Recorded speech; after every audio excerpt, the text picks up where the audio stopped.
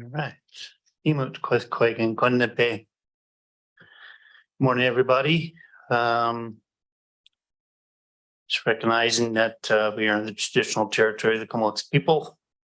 I just want to acknowledge that the business that we conduct today is within their unceded traditional territory.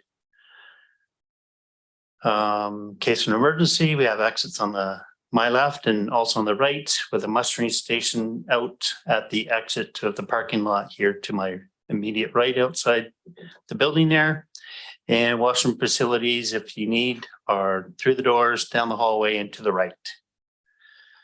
All right. I don't believe we have any delegations this morning.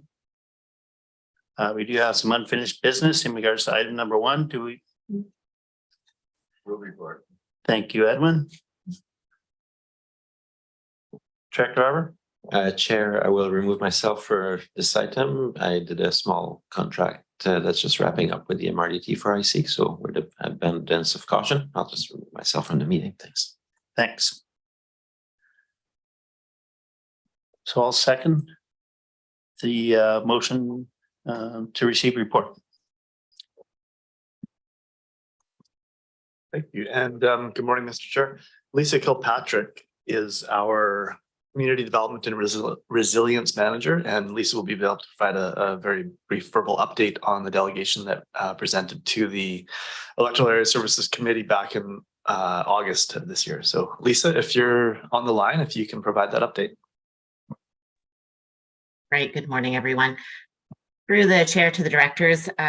So there are 3 requests on the table from HiSeek. The first 2 are regarding support, letters of support for funding opportunities that are available to HiSeek for their housing project. So the first request is a letter of support to the Rural Economic Diversification and Infrastructure Program. So HiSeek intends to apply to this program. The deadline's at the end of October for planning costs. So these would be costs associated with community engagement, pre-feasibility, and feasibility studies. That funding is for up to $100,000. The next letter of request that they have letter of support that they have requested is for the FCM Green Municipal Fund, and that's for Sustainable Affording Housing Initiative. So they are looking for a letter of support to help them in their application for the new capital build program. So this is for them to construct new units on Hornby Island. It's an ongoing intake, so there's no deadline for this. However, the review is takes approximately 9 months, so they want to get moving on that. And they will be they are eligible for up to 80% of the costs. And they'll be looking, the program enables them to apply for a blend of grants and loans. So they don't have the specifics defined on that. However, the FCM program will work on them through that process. So right now they're looking for a letter of support to enable them to submit for that support to FCM. So I think those are the 2 that we're looking for support from the board today. The 3rd request will be coming back to the board, and that request was regarding us, CVRD, supporting as the lead applicant, an application for HiSeek to apply for the Complete Communities Fund. As staff, we need to take some time to determine whether or not that fund will be an option for one of our services to apply for, because only that program only allows for one project application from CVRD. So we need time to confer and determine through our budgeting process if that program will be applied for other CVRD services. So I will be meeting with the HiSeek consultant in a couple of weeks to talk further on that specific request. Thanks, Lisa. Director Grieve, did you have any questions or? Okay, thank you very much, Chair and CAO and Lisa. So if there was other projects that qualified for the community fund, they're asking us to be a co-applicant, is that correct? Or are we applying as you said, only one applicant, right? So we would be the applicant. And it doesn't fall easily into any of the services because Hornby's pretty fiercely independent for the most part, correct? So it's, yeah, and that would tie our hands for how long, you know, is there, because you say there's no deadline for the intake on that, but, so would it tie our hands for a year after? Would we be, you know, able to apply for another project under a different service? Do you know what the timeline would be? That's basically it. So the Complete Communities is the funding through the UBCM, and that deadline is January 12th. Oh, okay. Okay, good to know. Thank you.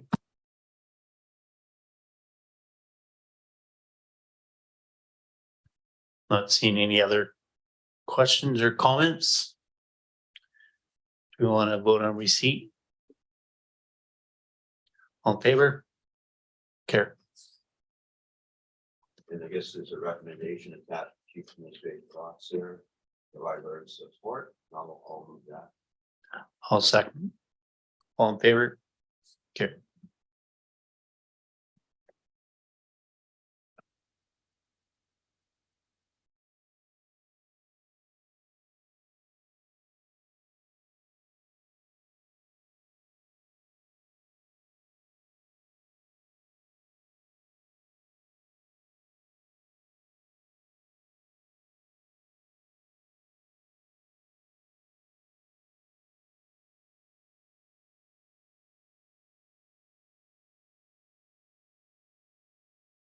So moving to item D. Somebody want to make a motion to receive?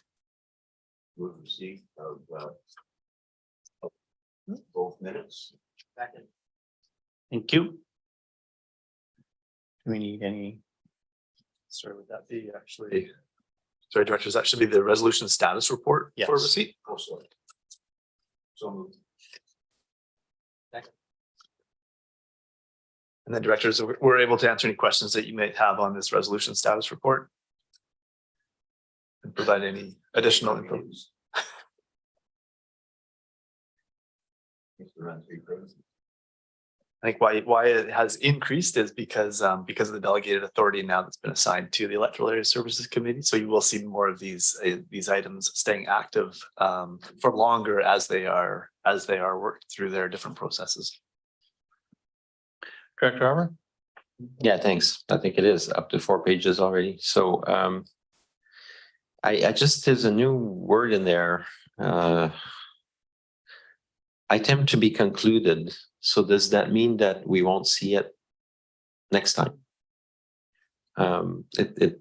It comes back a few times and it's usually something that's in progress and seems to be near the end or coming back. But I was wondering about that sentence because it reoccurs a few times. Item to be concluded, for example, at 16 or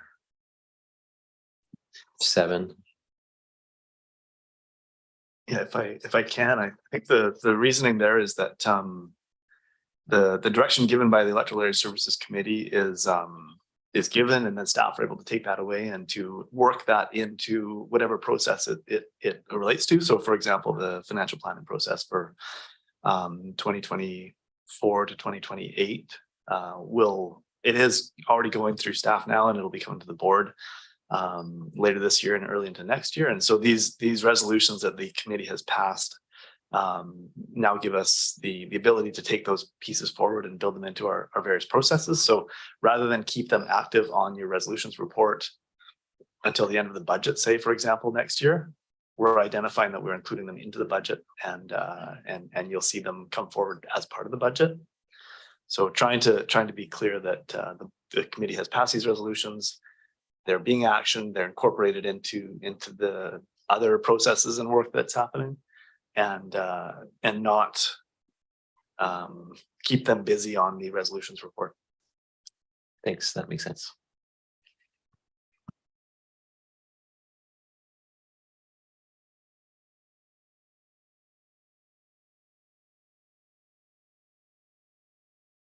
Any other questions? So can we get a vote on receipt of the update?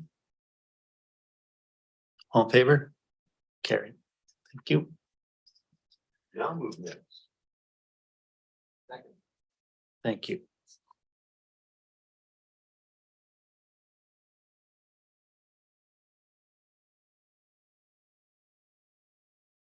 Director Green?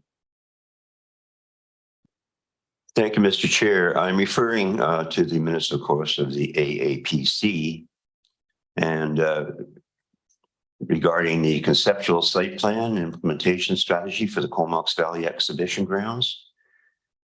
I noticed there's not much detail in the minutes, but from what I observed, there was some questions, and I don't feel like I'm beating a dead horse here because this is the group that actually feels like they have some entitlement on that property. I think the chair took great lengths to explain the history of how the property fell from the Comox Valley exhibition, Comox Valley Farmers Institute into the CVRD, and then now it's of course housed in the Sports Commission. So this was on bequest of the Sports Commission, I imagine. And we also heard one of the members asking about an agricultural building, which also has fallen off the plan, although it's been on the back pages for over 20 years. And I just wonder if perhaps the staff could explain what was the point of that meeting, if it was obviously is not reporting to the EASC, it's reporting to the Sports Commission, and they seem to be quite adamant in the fact that there will be no building on that site, and yet we hear from the farmers that regardless of size, and there again, they always say the building's too big when there is no building plan, so nobody knows what size it was. I heard that whatever size it is, it needs to be there. It needs to be sized properly. So I'm just wondering if that falls on deaf ears, or was that actually taken into any consideration by staff? Thank you. I'm looking at Doug DeMarzo, General Manager of Community Services. Doug, would you be able to speak to the presentation that Trish Morgan provided? I don't see Trish in the meeting today, so and then whether or not you have any context for Director Reeves' specific questions at this time, or would we have to come back with some other information? Thank you. The conceptual site plan and implementation strategy is currently being put forward in front of the Agricultural Land Commission, as well as the City of Courtenay, and this group as well. We thought it was worthwhile to share the report and get feedback from them. This will help form a complete analysis and review, summary review for comments and feedback from both the ALC, City of Courtenay, and the agricultural group, the APC, and that'll probably be shared at a later date once we revisit and bring back that report to the ASC, or to the Rec Commission. With regards to the building, those notes may be made in the staff feedback that Trish, our manager of recreation, has in those summary comments. So that'll again be brought back. And we also committed to the APC to continue to update them as we progress through in this similar manner.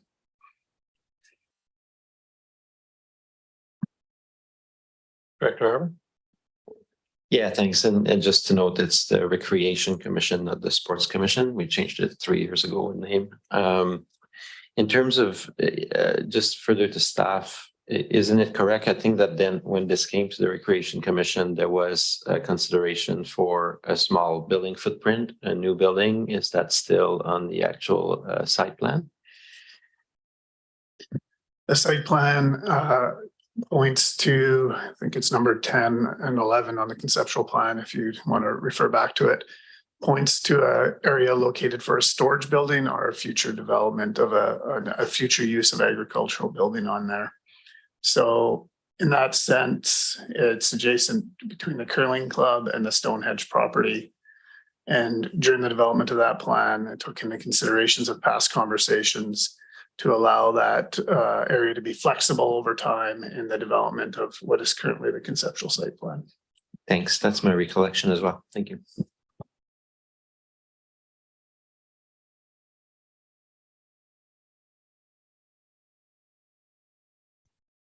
Any other questions?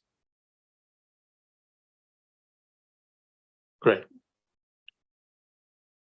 So in regards to the minutes for the Area C Advisory Planning Commission, are we fine with that? Okay, so we're voting on receipt of the minutes. All in favor? Carried.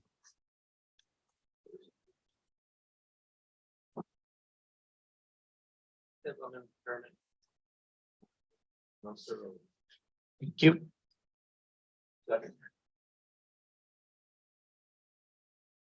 Great. Thanks, Mr. Chair. Please introduce Brian Chow, who will introduce this development variance report and respond to any questions. Brian. Through the CEO to the chair. The subject property is located at 4327 Munster Road and is approximately 0.37 hectares in size and is zone country residential 1. Currently, the property has a single detached dwelling and 2 accessory buildings. The applicant proposed to build a new 1-story accessory building for the purpose of a workshop and garage. Table 1 in the staff report outlines the floor areas of existing and proposed accessory buildings. In the CR1 zone, there is a maximum limit of combined accessory floor area of 200 square meters. The intent of having this regulation is to control the size and character of buildings to make sure there's a relative contrast between principal and accessory buildings. Staff are recommending that this DVP, Development Variance Permit application, be approved for the following reasons. The proposed accessory building will be the first one of notable size on the property, and the additional floor area sought is 14 square meters, which is relatively minor. The proposed location of the accessory building is not anticipated to incur any privacy impacts to surrounding neighbors. The Advisory Planning Commission for Area C met last Thursday, and they supported the variance because the additional floor area sought is relatively minor, and consideration was given to the closest neighbor with respect to the location. As of today, I've received 1 correspondence from the owner south of this subject property for the owners of 3847 Lake Trail Road. And they opposed the variance because they claim that the property is being used for commercial purposes. And they believe that the proposed building will be used for commercial purposes. I did talk to the owners at the counter prior for them to submit their comments. And I did say to them that these matters are related to enforcement.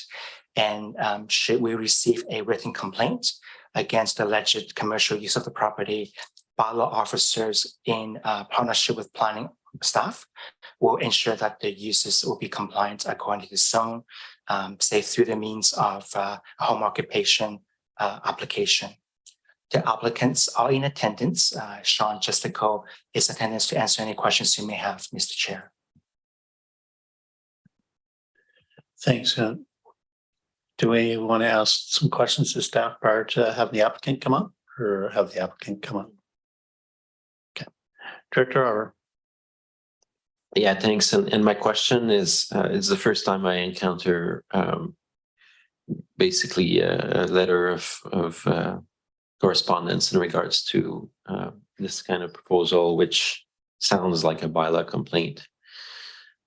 So whereas So my question is it worth going in camera for the directors to better understand the dynamics at play here between us considering a variance like this versus what may be pending enforcement? And I would note that there seems to be two properties that are involved on this one. So it looks like staff says there's no issue in proceeding, but I just have a small discomfort, Chair, in terms of moving forward with maybe towards an approval when there might be another issue with the site. The reason why I feel like that is I think for neighbors, when they take the time to put in something, they want to know that people are doing stuff by the book and that their properties are in good shape before we grant further privileges.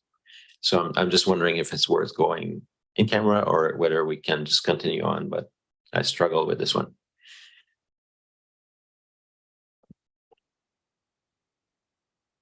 Okay, through the chair, so through CO to chair to Director Arbor. The focus of this application is additional floor area of accessory building by in total 32 square meters. So the focus is on the building size, not on the land use, because the zone does allow one to have accessory buildings plural. And so staff's recommendation is to proceed as any alleged land use claims will be a bylaw enforcement matter. And this is a claim from an adjacent owner. So that's where staff is recommending, is because right now we're focusing on the floor size of a building, not on the use, because the zone allows accessory buildings in the CR1 zone.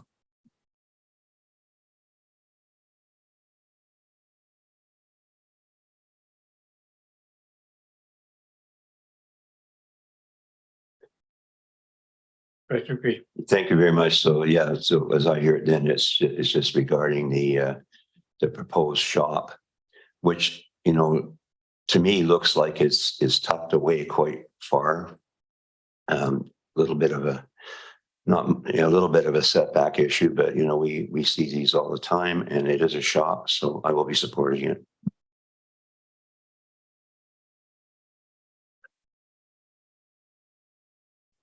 Like if the applicant's wanting to come up, we'd allow the applicant to come up and provide any additional information. That's any other questions? There's a little gray button on the black box there. Just hit that.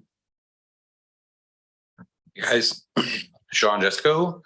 The shop will 100% be used for my own personal use. It is, like I had applied with before, it's to store my boat. Inside, I don't have a structure to fit my boat. It's a 23-foot boat, but it ends up being about 32 feet tip to tail on the trailer. So that's what it is to get that inside, as well as I have, I'm a bit of a car collector, and I have a few tent style buildings that with cars in them that I don't want outside. So my intent is to get rid of any sort of tent structure, all things like that are on the property, clean that all up and have everything inside that building. I don't use anything on my property for commercial use. I do use it as a muster point. Employees come meet in the morning to carpool to our out of town jobs. So we do end up with a bit of traffic that comes and goes from employees that are coming there, but our business is not run from there. It's run from 1831 Fern Road, and our works yard where we actually do construction or any kind of mechanical work is 3170 Cliff Ave downtown, which is where any that sort of stuff happens. So no business is conducted on the property other than a muster point. I would happily have the neighbors come over and inspect the shop or do whatever. That's not an intent of mine. It's solely just to keep my own personal cars in.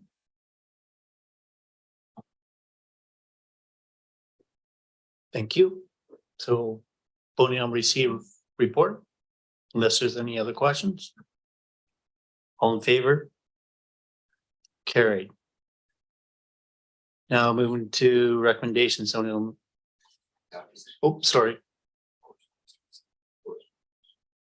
Sorry, there's additional correspondence to receive as well. So thank you. All in favor of the correspondence? Carried. So now moving the recommendation. Thank you. I can move the recommendation. Thank you. Do we have a, oh, sorry, Ton, you had additional comments?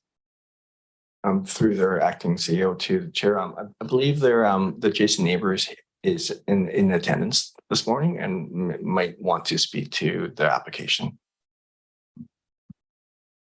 Thank you, Ton. So we have additional comments from if they wish to come up and speak, they have that opportunity. They would like to come on.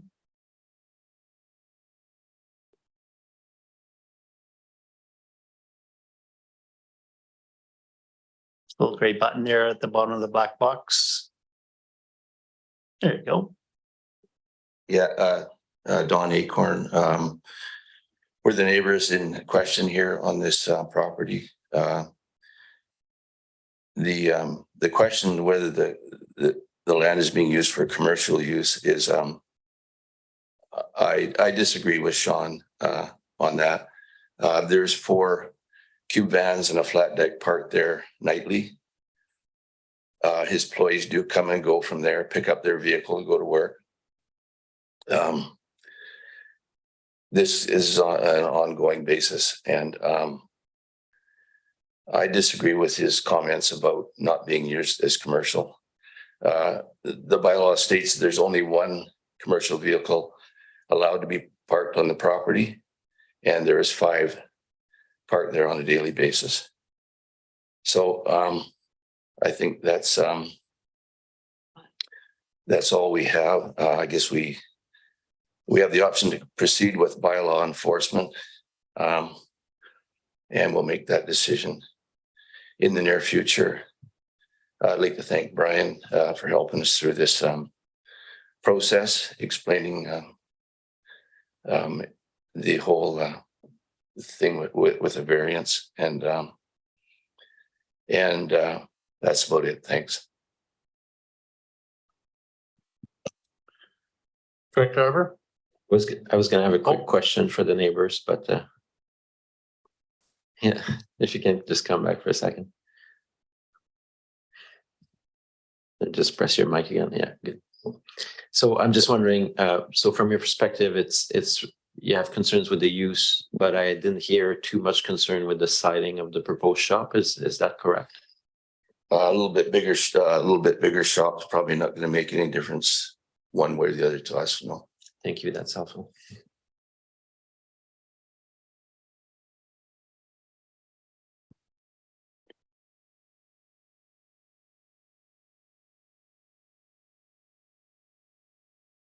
Is there anybody else in the audience that would like to speak on this matter? Not seeing any. Director Robert, you had one more comment? Yeah, thanks. I'm just wondering if the fellow directors would be interested in, it sounds like this can be looked at and hopefully resolved, but I would almost lean on a deferral because I don't have a lot of concerns around the shop, but I don't like it that there's an outstanding issue sitting out there that's unresolved and that can make for unhappy neighbors moving forward. So I don't know if you're interested in giving staff the time to work with both the neighbors and the applicant on that. Director Pete. Well, I think we heard from staff that that is a different avenue. When you talk to bylaw enforcement, I've always been taught by staff to keep our director's nose out of bylaw enforcement. So I don't see where it has any bearing on this particular issue. I think we should proceed with the amendment, the zoning, according to what was explained by staff. I think that if there is a bylaw issue, then obviously it needs to be complaint driven. We can't drive those complaints ourselves. So it's something much akin, I think, to what we had on Bishop Road with Chad's High Tree Services and all his machinery there. So it's something we can discuss, but I don't think it is part of this discussion right now. Thank you.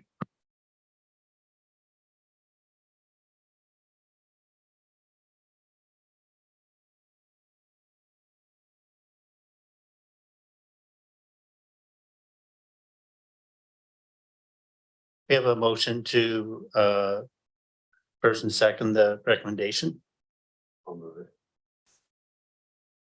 I'll second. All in favor? And those opposed? Thank you.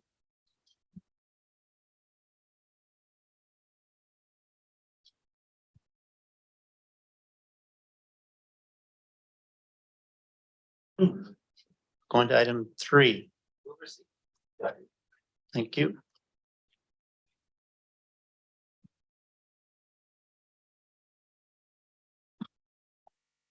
Directors, again, Brian Chow will introduce this application for a temporary use permit on Forbidden Plateau Road. Brian? Okay, through the CEO to the chair and committee. So subject property is 8090 and 8100 Forbidden Plateau Road. It's a 6-hectare lot. Currently, there is a lodge resort building with 20 guest rooms with office, spa, gymnasium, exercise room, and commercial kitchen facilities. Also, a single detached dwelling and a 2-story accessory building. This property is zoned tourist commercial 2.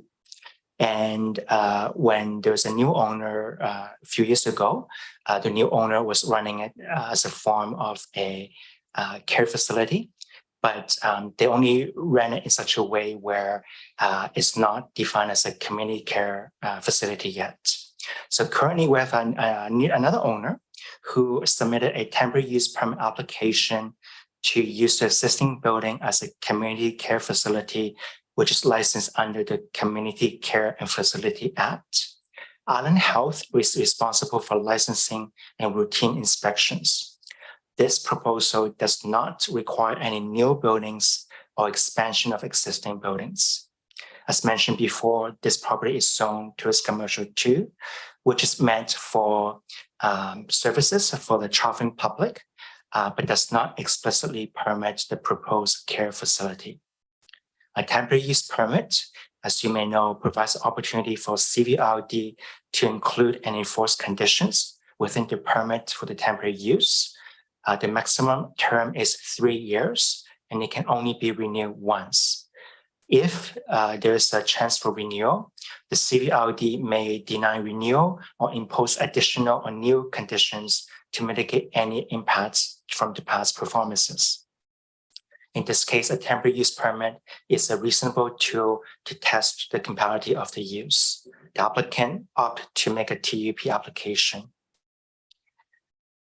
So staff analysis include that the impact of the proposed use, because using these existing buildings, is not anticipated to increase much from the existing tourist accommodation use.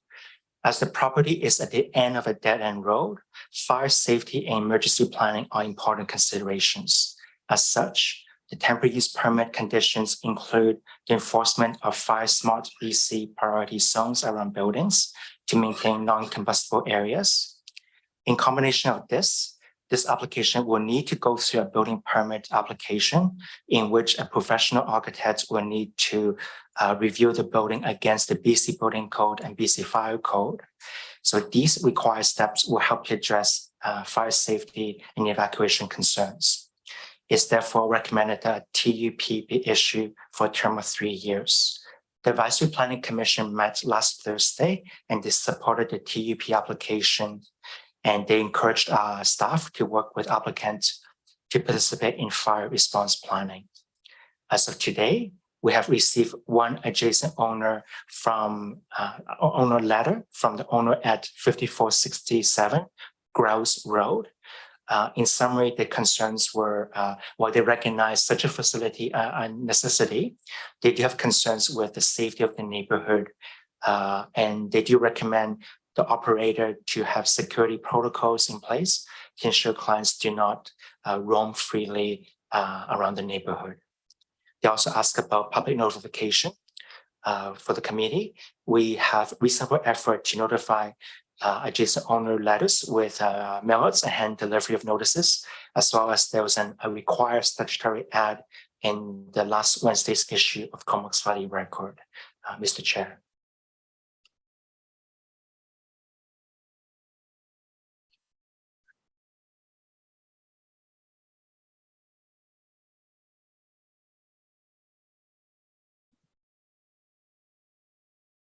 If the applicant would like to come up to the podium and provide any other additional comments. Again, there's a little gray button from the black box. Thank you. Good morning, everybody. And thank you, Brian, for your work on this file. Just some points of clarity. So the type of community care facility that we're proposing is a mental health and addiction center of 16 beds. Within that, everybody who would be there would be able-bodied, able to sort of, kind of if we had to evacuate, anybody would not be in a wheelchair, anybody would not be sort of bed-bound. People would be able to get up and get into the vehicle.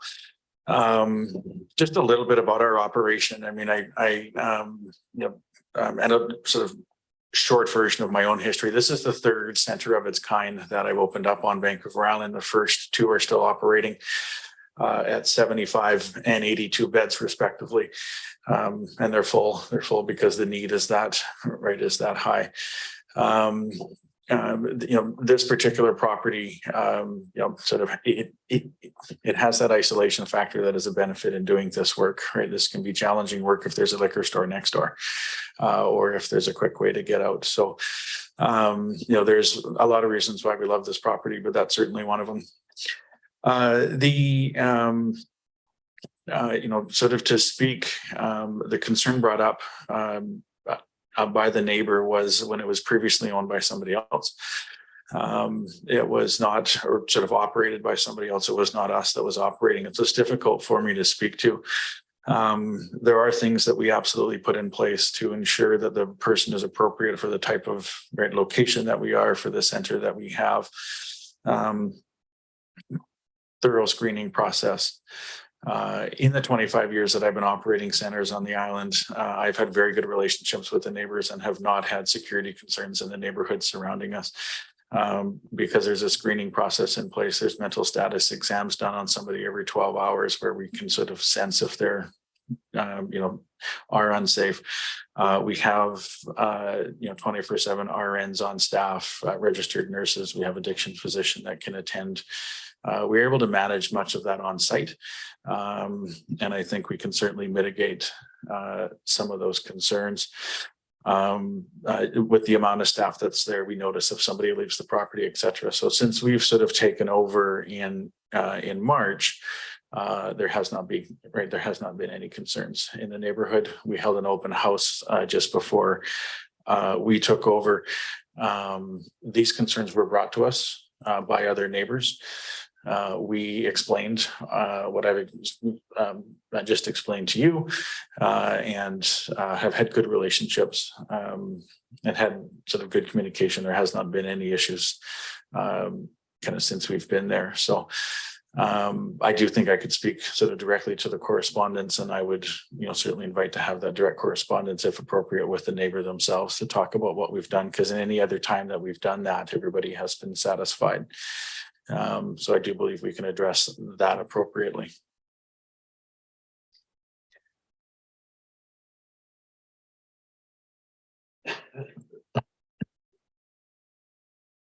Director Aubrey, you had another question? Yeah, thanks. And thank you for working in that space. Obviously, we're in a deep mental health and drug addiction crisis across Canada. And it's not just drug addiction, but obviously the sort of supply we're getting is absolutely terrible. So yeah, thank you for working in the space. And I don't disagree with you when I read the application that kind of location does seem well suited for recovery, for people to get out of the city a little bit. And I appreciate, because when I read the letter, I was going to ask those questions. So I'm glad you addressed them right away. From a prior experience, the neighbor talks about, having someone kind of go door to door and harass. So is there, in terms of safety protocol, can you explain some of the things you've done in other neighborhoods? Like, can people call the center right away? Do you pass your number to the other neighbors? Like, what kind of safety protocols do you have in place elsewhere? Yeah, you certainly give access to our staff 24/7. So part of the safety protocols in place is you have adequate staff on 24 hours a day, 7 days a week, 365 days a year, right? It doesn't, mental health crisis doesn't wait for weekdays. And so if we do have a, client that's struggling, you have to have, we have registered nurses on who are doing mental status exams every 12 hours. If something pings as a concern, then that can be moved to every hour, and you're in a sort of constant observational state. I can't speak to the previous practices. I don't know exactly what their staffing levels were like, but I know that, our plans are to take it where we are now. And then we need this license because we want to increase those services even more, really legitimize what we're doing. To get that license from Vancouver Island Health Authority also means we're supervised, right? We have people coming up and making sure we're doing things properly, and that we do have those safety protocols. On the, it's not official, but on the Facebook group, everybody has my contact information, has the contact number to get a hold of the nurse. We've handed out cards to everybody and sort of kind of information on how to get a hold of us. We obviously missed this particular neighbor in that. I guess not everybody's on Facebook. And, we have sort of tried to go around and knock on doors, but we obviously didn't reach him. So part of that is the and sort of the policy. If we are going to go for a walk, and we turn out of our property and go right, you can go up to the old ski lodge area, and there's great trails in there, but the staff attend with the clients, and so they're not wandering alone in the neighborhood. If somebody is not at a scheduled meal, then our staff go find them, so that's about every hour. We're always knowing where people are. Screening is the biggest part, if I'm being honest with you. Pre-screening somebody before they come in is really important. So we treat substance use, including alcohol disorder, some kind of addiction. We don't treat sex addiction. We don't treat, there's certain type of addictions we don't treat that could come with a sort of larger risk. We don't anxiety, depression, and trauma. Those are the 4 conditions we treat. So we don't do emergency psychiatric care up there. We don't do psychosis. We don't treat schizophrenia. There's a lot of mental health conditions that we don't treat. So if you screen them properly, you have the staff there, you tend to really, really mitigate risk. The other thing is if somebody wants to leave, and again, I'm not speaking to the previous operators because I can't, but I will speak to my experience with other centers and somebody wants to leave treatment, you want to get them to stay for a variety of reasons. It's best for them. You want them to get well. And there's also sometimes in a private center, there could be a financial motivation for somebody to stay, right? We have a really, really strict policy around if you want to leave, you can come to us, we will drive you down the hill. Right, we will bring you to the Comox Airport. We will bring you to ferry terminal. We will bring you somewhere. Right. If you have a practice where you are saying we won't do that, you have to stay, then people start getting creative about how to get off the mountain. And so, a lot of training with our staff around if somebody wants to leave, therapeutically try to get them to stay. Sit down with them and say, "Is this the best decision for you?" etc. But if they absolutely are going to leave, then we have a transit van, we get in our insured vehicle and we drive them down the hill to help facilitate them leaving. And I believe from what I've been told by the neighbors, some of the issues were with that practice in the past, that people were trying to leave treatment. The staff were not necessarily facilitating that.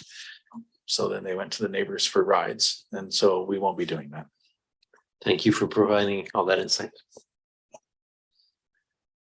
Great. Thank you very much, Ms. Chair, through the chair and acting CEO. So you say that you had a couple other very similar wellness centers set up that are still functioning. Mm-hmm. So I'm thinking that because the temporary use permit is only 3 years with a 3-year extension, you might be coming forward for an actual proper zoning change at one point. 100%. That's our plan. So the rationale behind the temporary use permit for us was expediency. Yes. Acquiring this license from Vancouver Highland Health Authority allows us to legitimize our operation. It allows us to increase the services. It allows us to do more. It also allows us to go after publicly funded beds where we could, and there in both other centers, I was successful in getting contracts. They were larger centers, so sort of 10 and 15 beds respectively, where we would go here and try to serve people in the Comox Valley region with publicly funded beds. You need a license to do all of that. So full zoning was a much longer process, as I understand it. So the temporary use permit was really about expediency for us so that we could get that license, because Vancouver Island Health Authority requires a signature on a document that's quite simple. It just says that you're zoned properly and someone from the CVRD has to sign that. That's the last piece before we get our license. We've submitted everything else. They have everything. They kind of know what we're doing right now. Everything's right. We're right at that sort of threshold. We want to increase our services. And so the fastest way to do that was through the temporary use permit. Once that's done, we have our license. We will then be working with staff and the CVRD to get a permanent zoning change. That is our plan. Thank you. I know this has been a long haul for you. I started getting emails from you about 6 months ago, I think. So in terms of expediency, this is as expedient as local government gets. And also just I noticed that in our area APC, the owners are supported for Forbidden Plateau Associations advocating for fire control. So I know that would be a voluntary kind of a thing, but I'm sure that the Plateau Road Association might be knocking on your door in the future. Thank you. Thank you, Director Grieve. Yes, that did come up at the previous meeting, and we are, in our best interest and the best interests of our neighbors are very willing to sit down at that table and try to find out how we can support fire safety up there.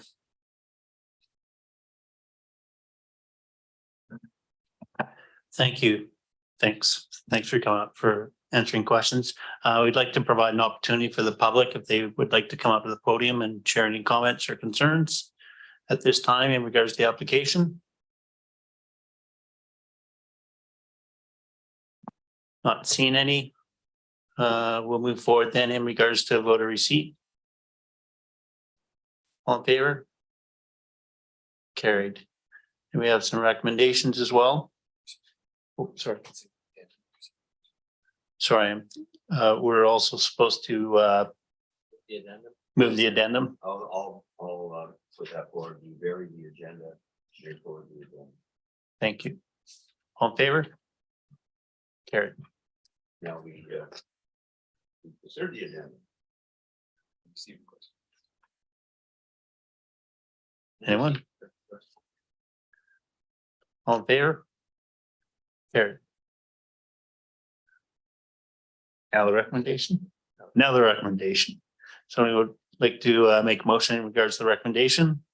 The temporary use permit approved for a term of 3 years to permit a community care facility licensed pursuant to the Community Care and Assisted Living Act on property described as Lot A, Block 249, District Plan 27411, except Parcel A.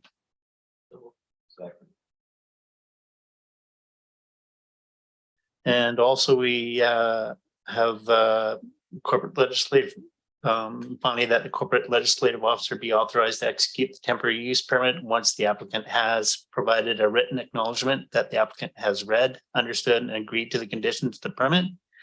And to obtain the building permit for the resort building as shown on site map and Schedule A of the permit due to its use being changed. Director Arbor.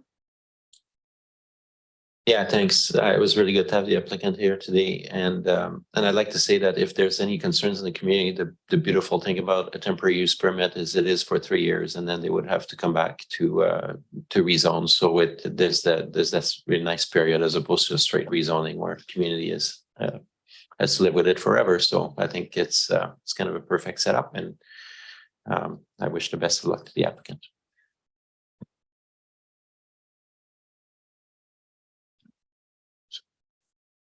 So vote on the recommendations then. All in favor? Carried. Thank you. Move forward. Second. Thank you, Mr. Chair. And Brian Chow again will introduce the staff report on a site-specific floodplain setback in Electoral Area B. So, Brian. Okay, through the CEO to the chairing committee. This is a floodplain application for an address property at Andrew Avenue. And this property is 0.1 hectare in size. It's undeveloped and it's located in a residential neighborhood between Port Homes and Williamore Bluff.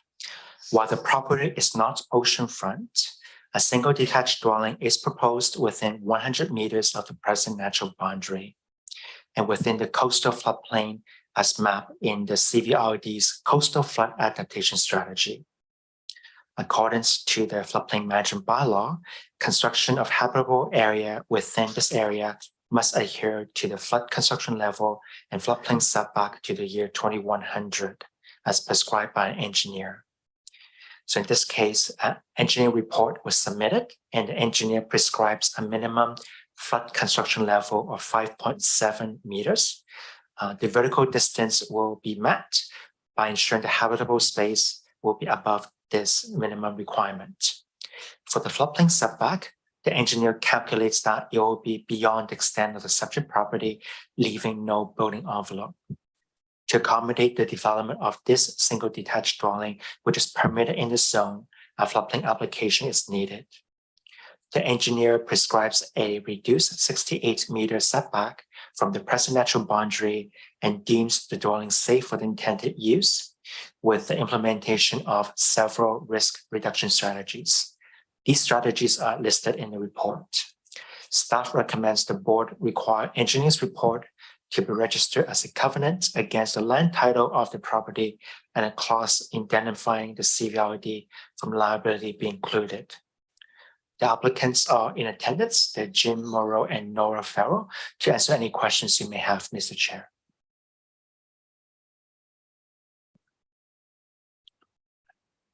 Great, so I'll invite the applicants to come up to the podium if they like.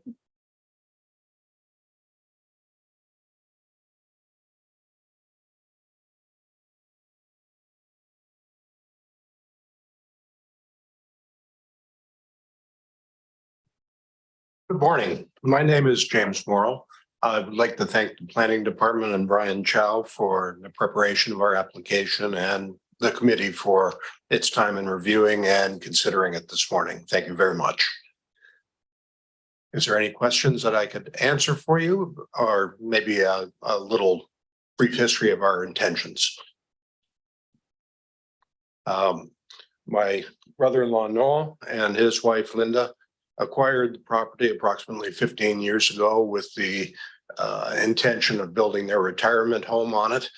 And now that we're at that age and the cost of building is so high, myself and my wife decided to join in the endeavor and pool our retirement capital together to build the retirement home near the waterfront.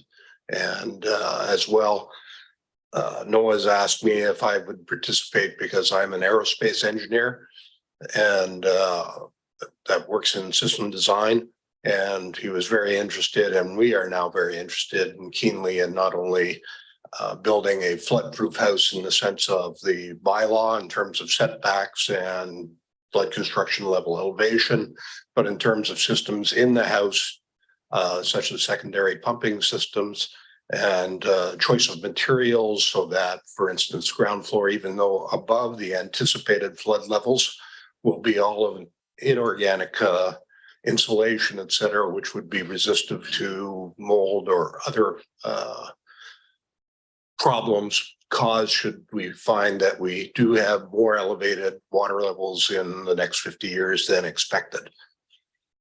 So we have a very keen interest in not only obeying the bylaw and having the professional engineers design it correctly, but also to include building features that also harden the building against future flood levels. And we've done much research of what's done in the Netherlands, Florida, other areas of flood. So it is our intention to build a very resilient long-term habitation given the conditions.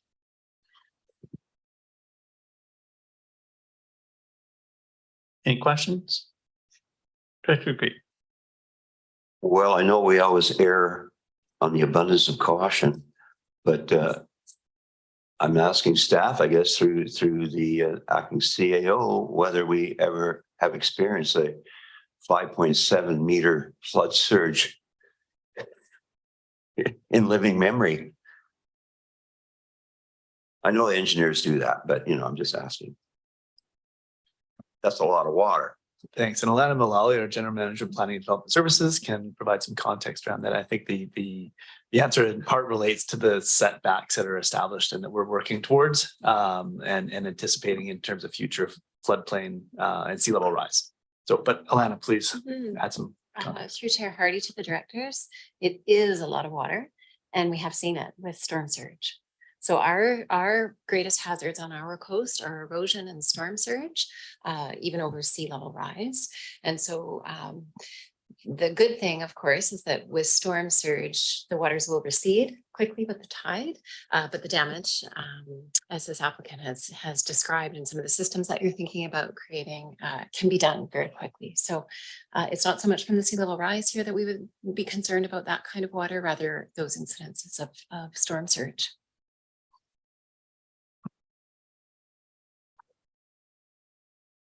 Director.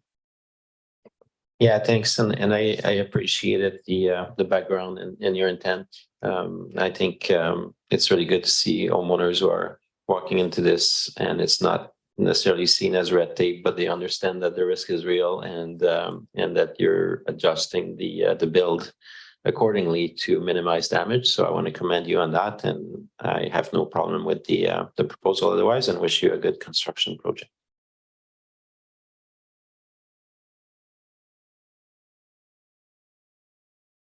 Thanks very much for coming up. Thank you. Appreciate your time. Not seeing any other questions. So I guess we're voting now on receipt of the report.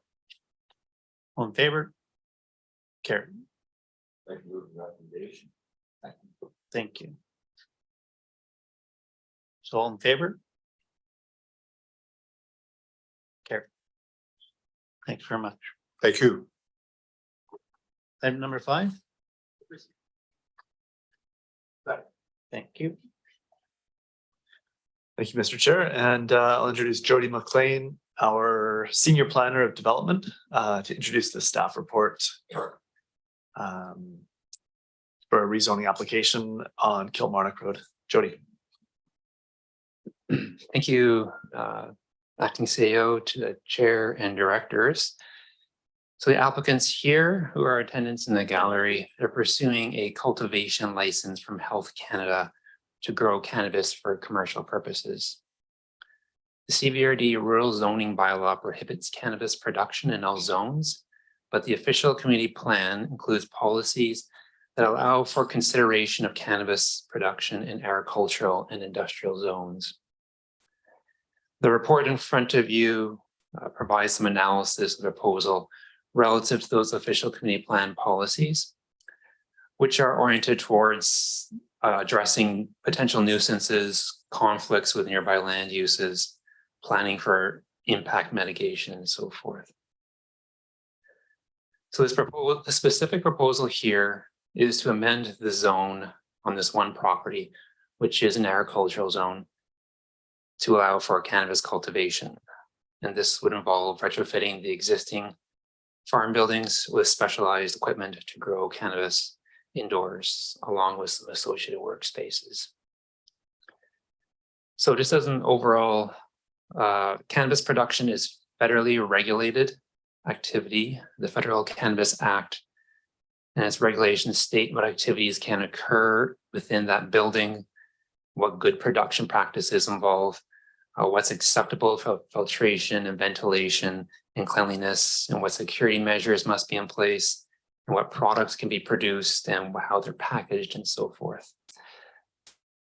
However, the federal regulations give local governments a role to play in this. The regional district may, through its zoning bylaw, allow for or prohibit or regulate cultivation and processing of cannabis for commercial purposes as a land use. But there is no such regional district involvement in cannabis that is cultivated for medical purposes. The medical license is entirely federally regulated by Health Canada and enforced through the RCMP. And in this case, the applicants are seeking a commercial license, not a medical license. So this rezoning is needed. The scale of the proposal is what's categorized as a micro cultivation, meaning it has up to 200 square meters of growing surface area. Going beyond that would kick it up to a standard cultivation license, when that would involve additional conditions and licensing requirements. Also note that applicants are not applying for a processing or sales license. The cultivation and license that they are applying for involves cultivating, propagating, harvesting, and drying before it's packaged and shipped off. Mr. Chair, the proposal is consistent with the official community plan policies addressing cannabis and agricultural uses. So staff is recommending that the application proceed with the referrals to the agencies listed in Appendix B. And this includes the Advisory Planning Commission for Area A and the Agricultural Advisory Planning Commission. And Mr. Chair, also referral to the City of Courtenay, whose boundaries are just to the north of this property. So in the gallery, the applicants, Henry Becks and Chris Becks, and there may be one other person on Zoom. I didn't quite catch that, but there was.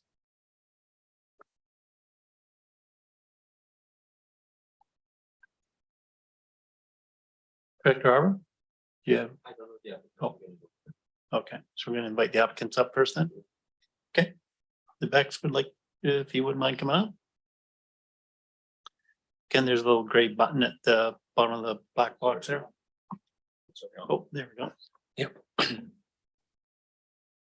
Good morning. Thanks for listening to us. I'm here with my son. We've been farming in the valley here for almost 70 years. We are Indigenous farmers. We are looking to diversify and strengthen our operation by entering into the medical cannabis market. We do have the support of the ALC, the Ministry of Agriculture. This is an accepted farming practice. We will be adhering to strict federal guidelines. Our responsible cultivation will be in contrast to the unregulated illicit growing that does take place in the valley. And by following these federal mandates, we will ensure safety, community trust, and transparency. So any questions? Director. Thanks. And before I saw this report on Friday, actually on Thursday, I drove by your farm and I remember thinking that's the most beautiful farm in the Comox Valley, like driving along Minto Road and the light was low and it's just what a gorgeous property. And so I smiled when I saw the report on Friday about this. Pretty comprehensive report. And I'm glad in 2018 we kind of zoned out cannabis because exactly for what's happening today that we can look just one property at a time to see if we want to go forward. I think your site is quite good for this. I think I'm glad that staff is going to send it to the City of Courtenay because I think especially if you look at that map, most of the complaints we would be likely to have in the future otherwise would probably not be from Area A resident, would probably be from the people who live in the Ridge development. And I don't know, maybe staff can comment after I'm done, but there's one thing between sending it to the City of Courtenay and sending it to the residents of that area. So maybe staff will comment on that after. But for myself, I really like your plan. I think it's a good site, good location. I did have a question about water. I see you're planning to use private water haulers maybe to set aside City water, yes. Yeah, we're having a discussion later on trying to help farmers put in dugouts and things like that for having water on site. Is that something you've considered? You have a fairly big farm, so. We do have wells, deep wells, shallow wells. Yeah. There is water there. We could move to that one day, but Yeah. just out of simplicity to get started, yeah, city water. To get the water haulers, yeah. No, I don't have concerns. I would be curious to see the feedback, and I don't know if staff wants to comment whether the residents of that neighborhood, because that happened to me with the actual Ridge development, where the other properties just along the side there on Fraser Road were the last ones to know. that it was getting rezoned, and then they got upset because they learned so late, right? And so if staff can comment on how the residents of the Ridge may be notified of this, that'd be great.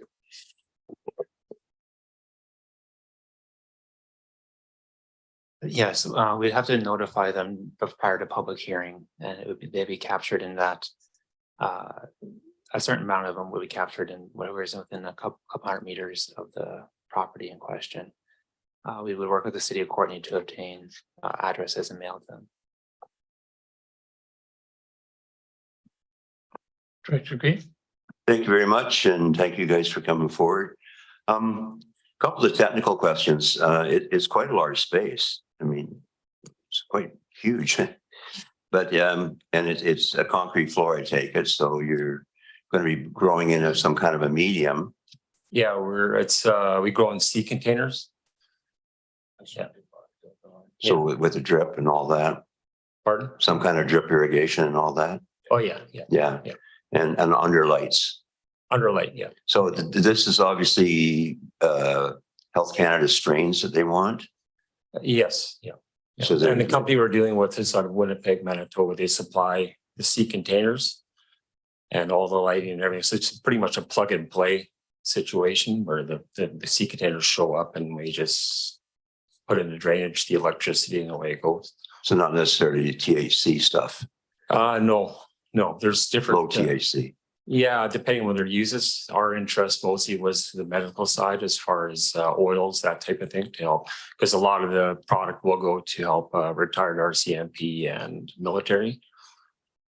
So it's a federal license, obviously. Oh, yes. And there's no actual processing taking place. None. No. But you say you dry it. We dry it, package it, and then it's sent off.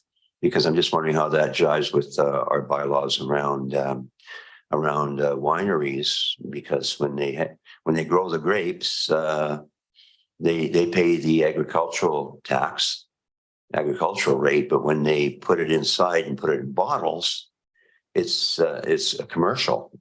You know, we tax it as a commercial product, right? Because it's a bottling, and we need a different zone for that. So I guess one is liquid, one is not. I don't see how that jives. If you're packaging a product and drying a product, you're processing a product. So it should have to be a light industrial zoning, shouldn't it? To the staff, beg your pardon. Yeah, I can respond to that. Let me know if I'm capturing it correctly. It's the federal licensing tells them what they're allowed to do, and drying is in that list of what they're allowed to do. The cannabis is not eligible for farm status from BC assessment. So they wouldn't be able, unless they're producing other things on the property. The cannabis itself does not give them farm status. But as a category in the zoning and official community plan, it's permitted in the agricultural zone. So marijuana is exempt, but beer and wine is not. For the farm status, I can't speak to the beer and wine one. I'm not. Well, I know people have wineries, and yeah, they pay. Am I not correct? They pay light industrial. Okay. Yeah, I'm not zoning for the product as soon as it comes off the field. So I just wonder how that all jives. Like it looks a little. Okay, and the other thing regarding the water. That would be obviously metered and obviously metered at the commercial rate, correct?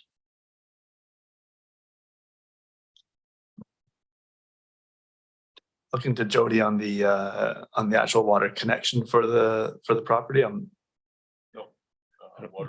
It would be trucked in. It's being trucked in. So it's not a municipal connection at the property line itself. Correct. Yeah, correct. There's no water connection at the property. No. They currently get their existing water from wells, and they would, when they get it hauled in, they would pay those commercial rates. I find it quite irregular, but thank you.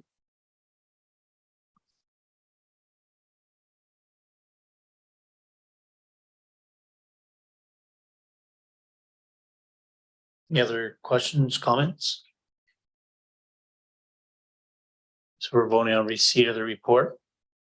All in favor? Carried. Someone like to move on recommendation? Thank you. Carried. Vote on recommendation? All in favor? Carried. Item number 6.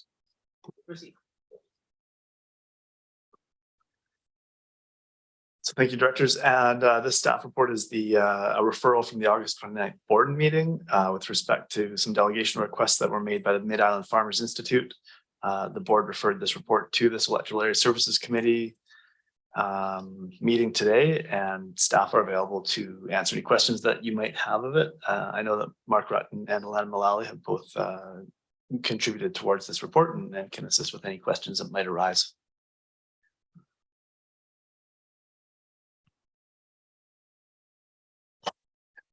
Hey, break the play. Maybe staff will walk us through this. Sure. Mark, would you be able to come to the table to walk us through the report and the I guess there were 4 requests made at the board meeting on August 15th?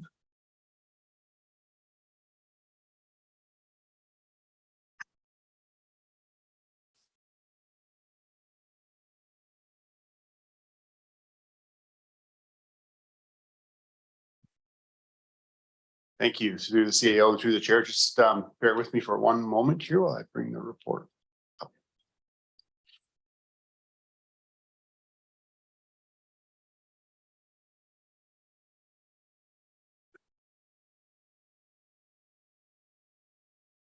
Sorry, Mark, I see Lisa Kilpatrick is still on the line here, and Lisa was the author of the report. Lisa, would you be able to walk us through or walk the directors through the report itself? Yeah, absolutely. Thanks, Lisa. Yeah.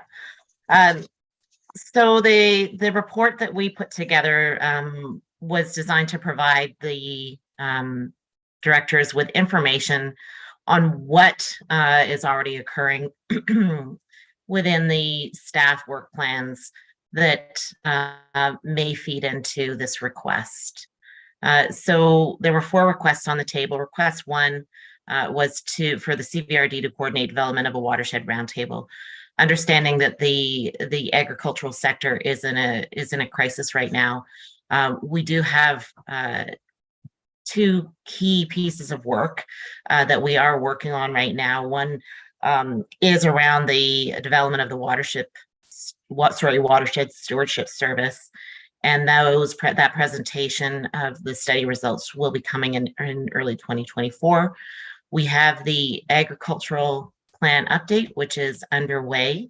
The interim report, which will make recommendations on the direction of that plan, will be coming to this committee for the October 16th meeting, and certainly will speak to some of the proposed recommendations for direction on how we look at the water issues that were certainly raised by the sector during our engagement process. If we look to request number 2, this is around providing, the request was to provide the 0 interest loans up to $10,000 for the farms to install the dugouts and cisterns for rainwater catchment. So again, this certainly came up in discussions through the engagement process, and will be contemplated in terms of how what is within the CVRD jurisdiction to support through the agricultural planning. The legislation does limit how we do provide support to private business. So there are some significant constraints there. But that's not to say that we can't look at potential solutions and innovative solutions within our jurisdiction through the ag planning process. Request number 3 was around CVRD aligning planning priorities. And I think this is something that many of our services are looking at as not only the agricultural sector is facing this drought crisis, But certainly our whole entire region and which is really important. So there have been conversations that have been happening with elected officials in the province, and staff will be coming, bringing a report to the Water Committee on the water conservation activities that are currently in place and the drought response that happened this year, and then also considerations for what might be able to be put in place for next year. And then request number 4 was around the hiring of the agricultural coordinator, rehiring of the agricultural coordinator. So certainly top of mind as we move through the agricultural planning process. And we will look to the ag plan update to identify the scope and task of that role moving forward. So we'll just stop there for any questions.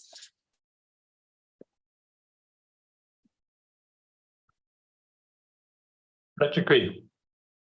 Thank you very much, Lisa. Yeah, so I mean, we're kind of midstream, no pun intended, on the planning process around agriculture right now anyway. And there are, as we know, there are programs available from both the federal and provincial governments.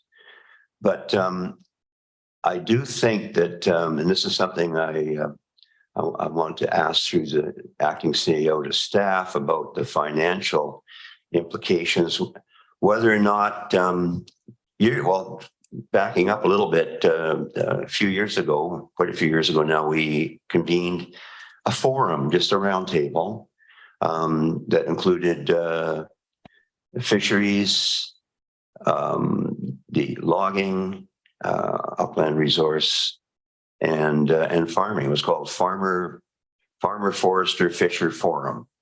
A little bit of alliteration there. And it was done on a shoestring, and it took a few months to organize, but there was no staff time involved per se. Maybe I think somebody was taking some minutes from staff, but it was financed entirely from Area C's community work, our Area C's constituency funds, which I understand lives under admin.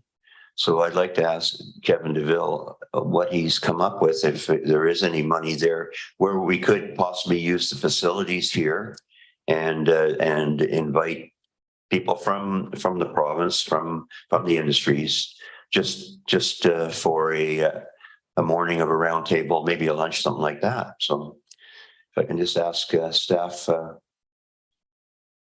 how much money is available without dipping into any other services. Sure, I'll ask Kevin to come to the table. I would also say, though, the with the work that is going on between the Watershed Stewardship Service and the agricultural plan engagement that Lisa spoke to, that concept of a roundtable or a gathering of those individuals, like you mentioned, is very much a possibility of one of the outcomes through either process that's currently underway, and staff will be presenting the outcomes of those processes in the fall. Because the organizing, the coordinating, while it may not cost a tremendous amount of money, there is time involved and there is effort involved in pulling those resources together and making sure that we're setting expectations clearly so that we're able to follow through on those expectations. We don't want to bring parties together in a way that creates expectations that we can't then meet.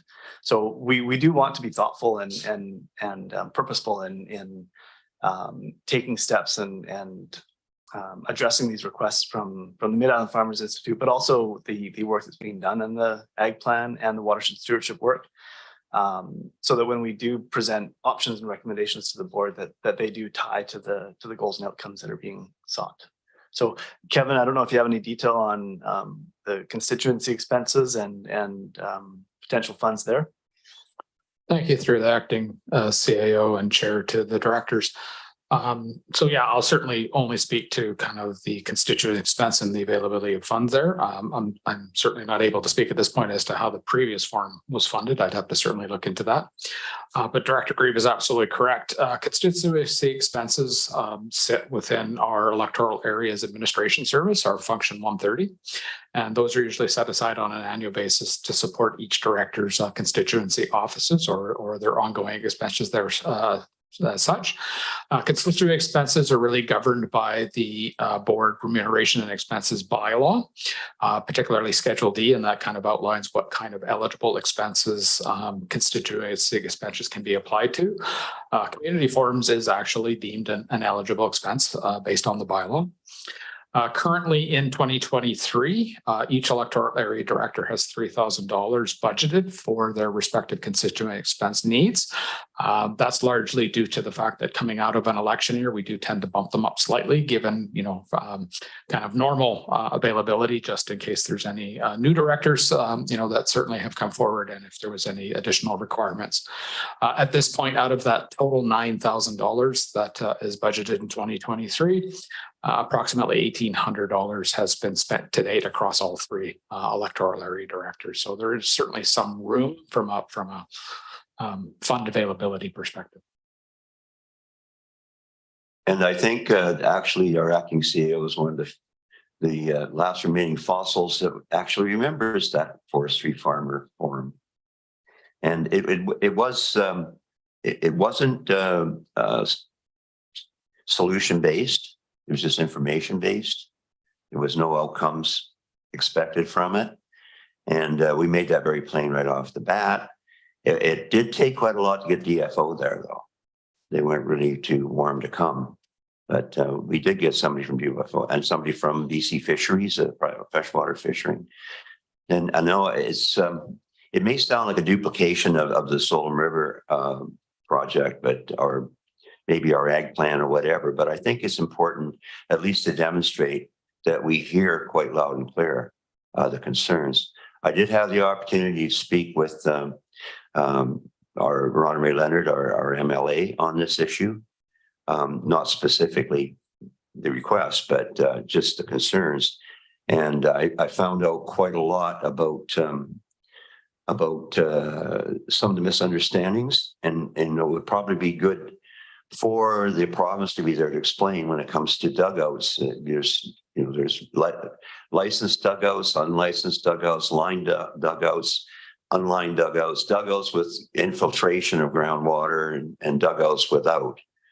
So it's and I think Arzina Hamir has put it quite rightly in saying that the different departments kind of had it.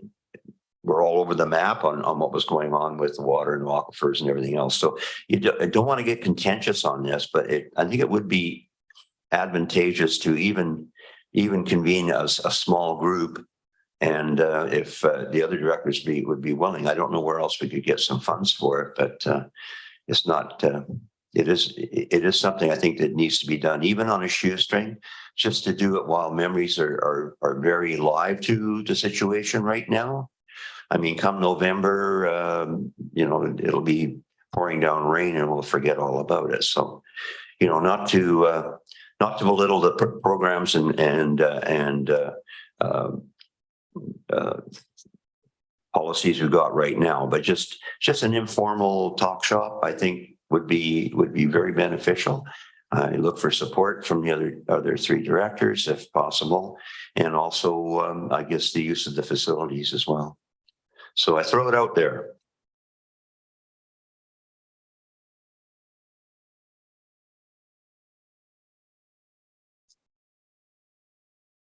No action. If you want to bring it up in business. Yeah, I think just in response to Director Grieve, I guess one piece I'm looking forward to is to see the findings of the ag study work and the watershed stewardship work. We've connected in with the farming community, the agriculture community 3 times through those processes, through the watershed stewardship work, through the Solom watershed planning, and then in the ag planning, we had a dedicated outreach with water as the topic. So I'm looking forward to the findings from those various outreaches, and I'm hoping that will address a lot of what you're speaking to and be able to frame it together in one piece. It's not to say that a forum or a workshop couldn't be scheduled and held. It would take some time, and like you say, getting the right parties to the table isn't always easy, but it's not to say that couldn't be done, but I am looking forward to the findings that we're going to see through the different pieces of work that have been described here. Director. Yeah, thanks. Yeah, I don't disagree with what James said in a sense, but it's taking us a while to see the draft agricultural plan and the watershed stewardship. I think both of those efforts were started a long time ago, and at this table we haven't seen any preliminary results or anything like that. So it's hard to know what's going to come down the pipe and whether it will meet the what has been called more of the emergency needs arising around water in the Comox Valley. I would hope it will, but not knowing that, I can see why Dr. Gray would say, let's do something now. I think long term, this is not a I don't like to call it an emergency because an emergency tends to be temporary in nature. This is going to be a long-standing crisis around water in our valley for the next decades, and a readjustment in how we manage it. So in a way, I think that there's probably more long-term solutions to be found in looking at the potential watershed service and the potential agricultural service. Regards to request number 4, hiring an agricultural coordinator, and we just heard from staff that might be in process. But again, if we don't have that broader context of where are we trying to get to, what space are we trying to occupy as local government, until we clarify those questions, we're just talking. We're not, as Dr. Grief says, we might share information, but we might not come up with a lot of solutions. And it's the solutions that I'm interested in. And we won't really find whether there's a space for us until we receive those 2 reports. So I guess in the next few months, we'll receive information on that. I don't mind if there's a meeting, but I think James is right. There has been many meetings already of people around both our agricultural areas, at Solom in particular. Not else. I don't want to meet just to meet. So what my comment would be today is, how soon can we get those reports to our table so that we can discuss them? And I think I put in an email a request last month if those 2 reports could be presented together at the same meeting. But I think Mark Hutton responded that maybe the watershed stewardship service might take a little longer due to waiting for more public feedback on it. So I'm wondering if staff can comment on timelines on those 2 reports and when they might actually hit our table.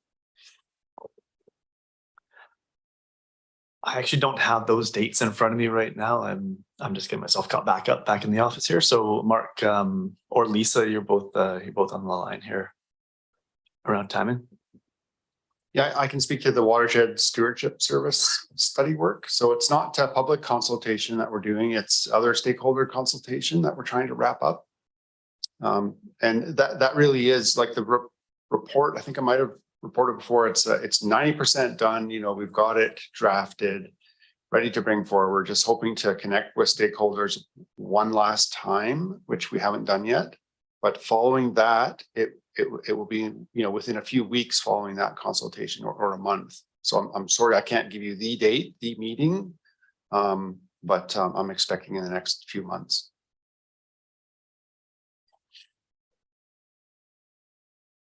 Yeah, just to follow up, because we're considering potential services, I know we have an ability when it's consideration of a service to go in camera on such items. Would there be an opportunity to bring forward a 90% report to an in-camera session, and understanding that some other stakeholders may bring forward more information after?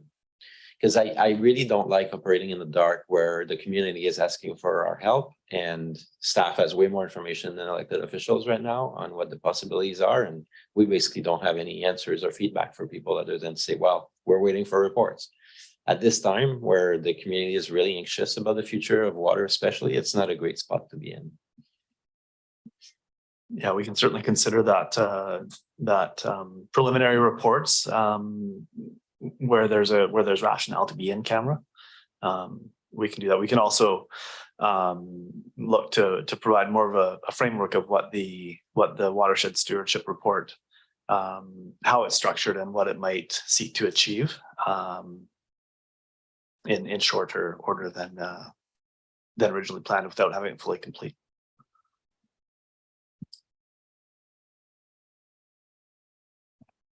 Any other questions, comments? So looking Lisa- on, Sorry, and Lisa, maybe if you can speak to the agricultural planning engagement work. Yeah, Yes. absolutely. Yeah, through the chair to the directors. So we intend, I think that the next committee meeting here is October 16th. So we intend to table the interim report and have a presentation from the consultant on the work done to date. And the interim report is going to frame the approach, the next approach in terms of what the plan can look like. And some of the priorities within the plan that may be contemplated by this committee, but may also be contemplated by the larger board. Prior to that meeting, we will have a meeting with the advisory committee for the ag plan update, which is comprised largely of our agricultural folks, and they will be reviewing that interim report. So October 16th is the time frame for that.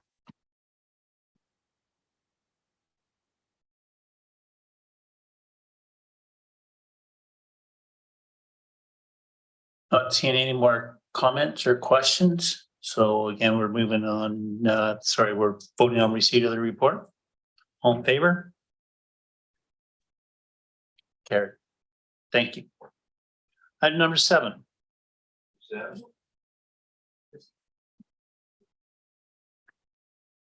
Thank you, Mr. Chair. And Chris LaRose, our Senior Manager of Water Wastewater Services, is here to present on the Graham Lake Denman Island Water Service upgrades report. Chris. Thank you, James, and through the chair, good morning, everyone.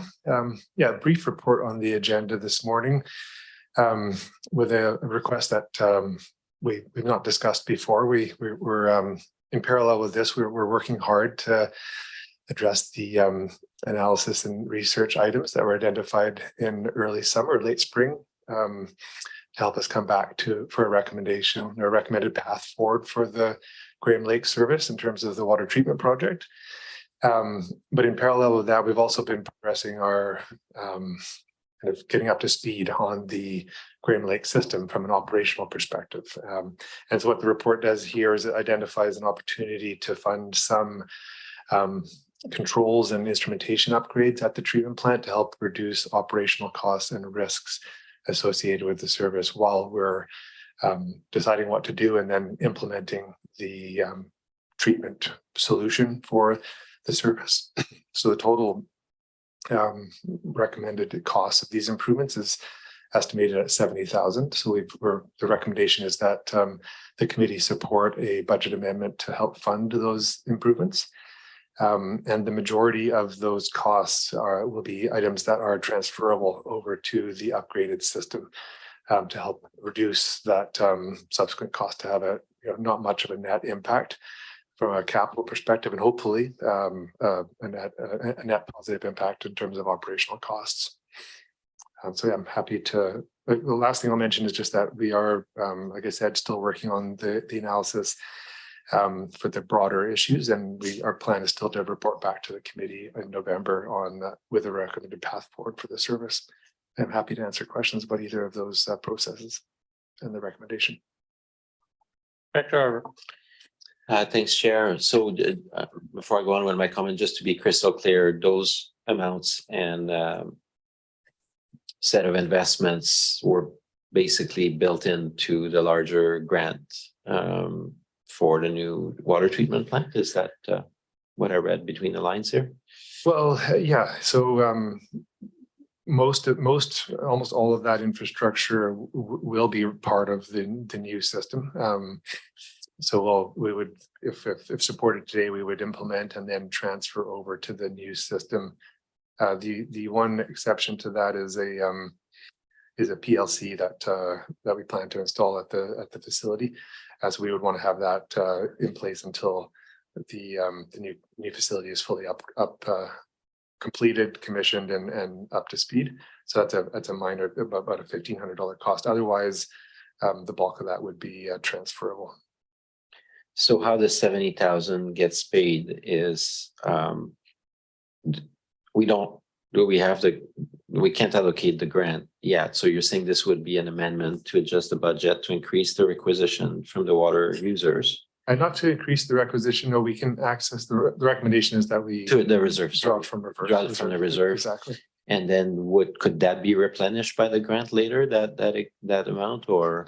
Not directly, but what will happen is, I guess it would translate to reduced borrowing. Reduced borrowing, okay, Yeah. I understand. Yeah.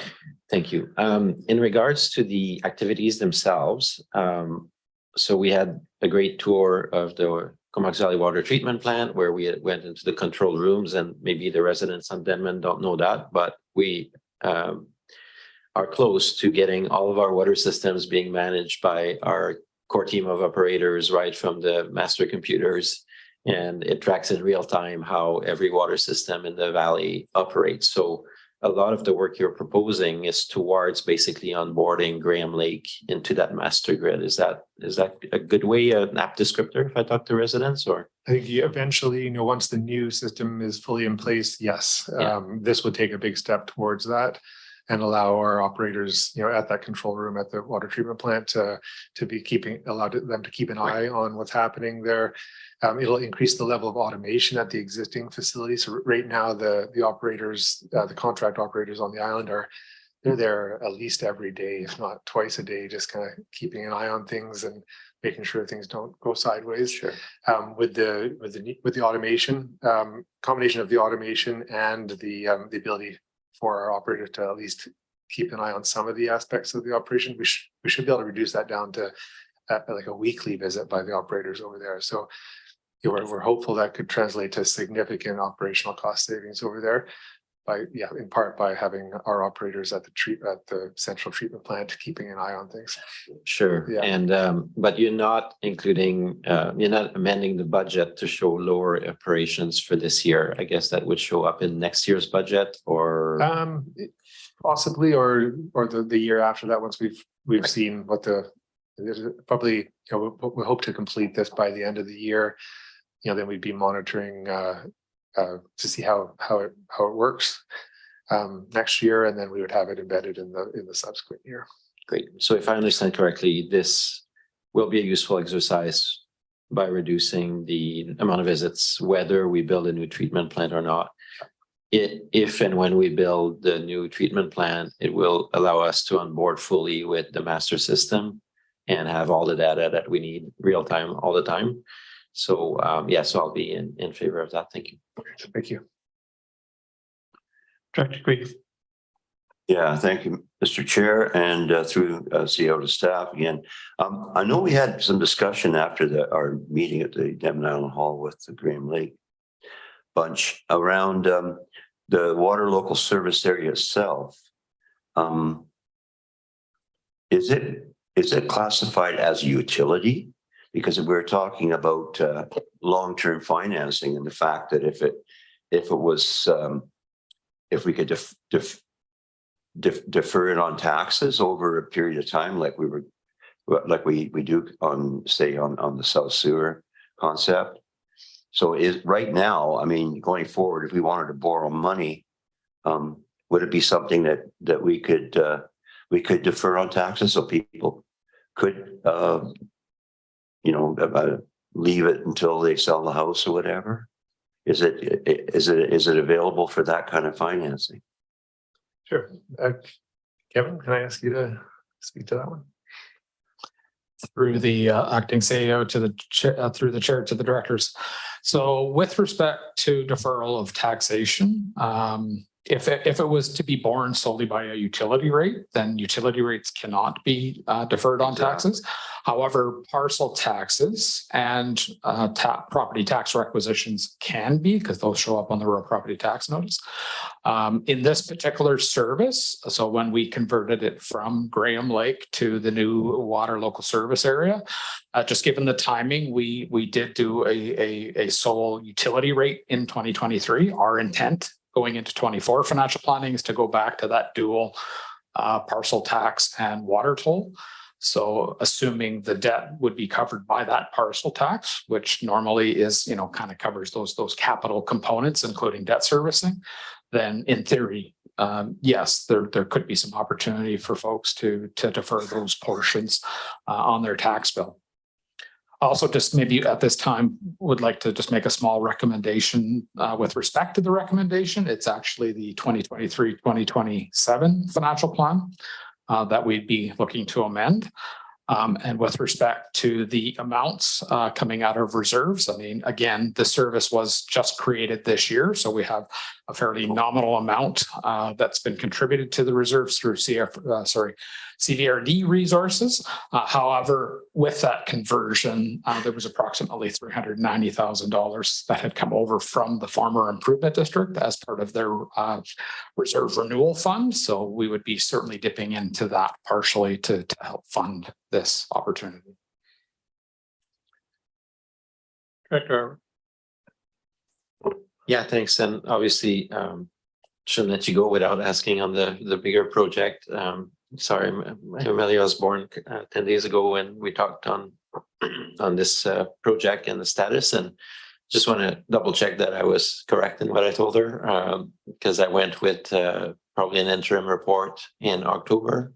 Is that still our target? I can still send a little text if we're delayed, but I think we had said to the community we would probably come back in October, maybe November. But is that still the general timeline for an update on our overall research and reanalysis of the options? Yes, yeah, I can confirm we're planning to bring a report for it in November. In November, thank you very much. Yeah.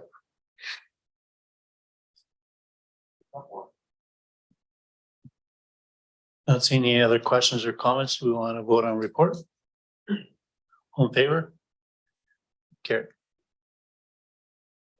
And there's recommendation. All in favor? Carry.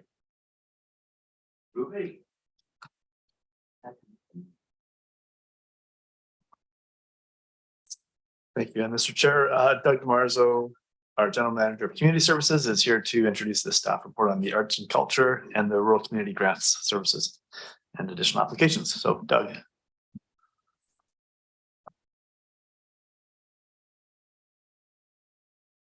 Good morning to the CAO to directors. This is a couple of grants for consideration under the arts and culture community grants and the rural community grants. First off, we are looking to provide a recommendation under the arts and culture grants where you may recall we typically reserve about $5,000 to support any future recommendations and applications throughout the year. In this case, we received two, the Comox Valley Writers Society for an early January writing workshop, which we're suggesting $900 be allocated for.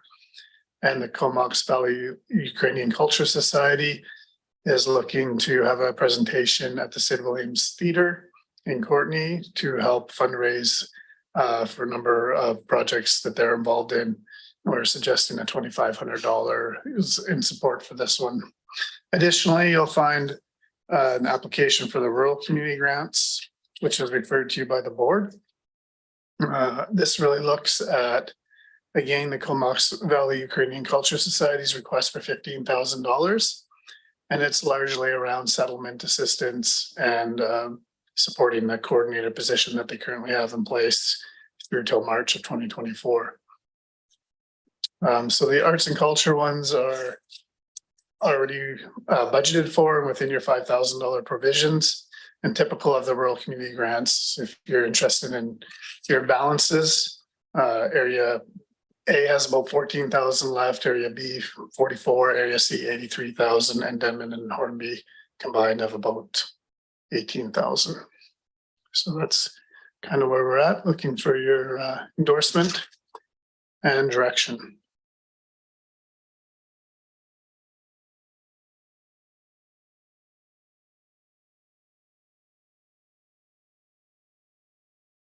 Dr. Green.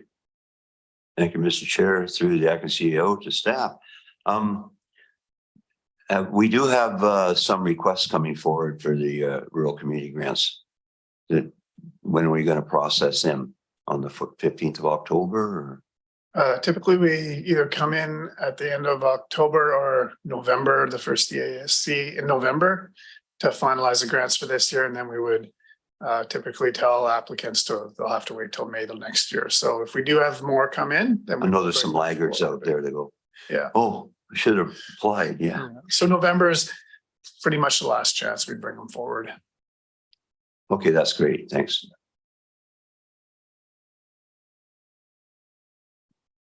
Director Harper.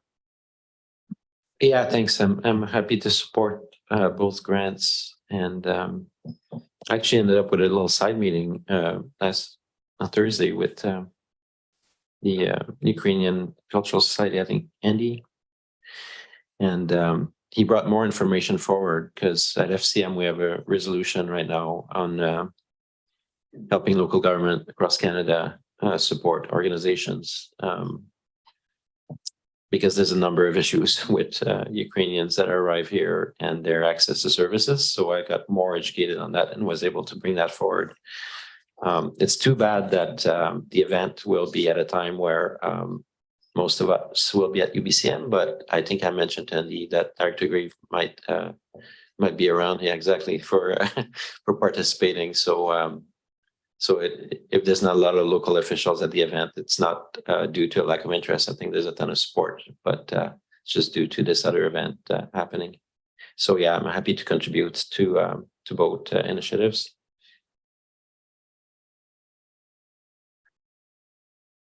I did have one more question based upon the delegation that we received at the CVRD board in regards to the Comox Valley Ukrainian Cultural Society. And Doug, I think you made mention of the fact that there was a request for around $15,000. So are we expecting to see that in the applications that are coming forward towards the middle of October?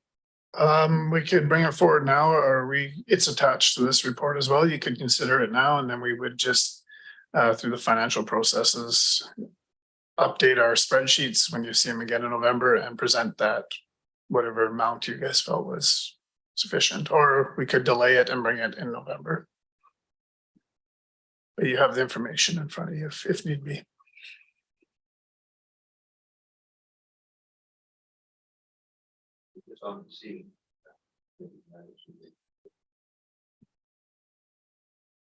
Great. So we'll vote on receipt of the report then. All in favor? Carried. Moved recommendation. I guess it would be a second recommendation. We can deal with this one perhaps. So moving a recommendation, all in favor? Carried. Thank you. So we're moving on to recommendations now, right? Voting on recommendations, sorry. Yeah. Okay. So vote on recommendation in regards to the Comox Valley Writers Society receiving $900 and the Comox Valley Ukrainian Cultural Society receiving $2,500. All in favor? Carried. And as well, there's a second recommendation. Director Green. I look to the board for direction, but I think our rural community grants, I would like to bring forward, depending how we want to slice it up, but Area C is quite willing to pay $5,000 towards the Comox Valley Ukrainian Society to help them with their fundraising from our rural community grant function. I'd make a motion to have Area B contribute 7,000.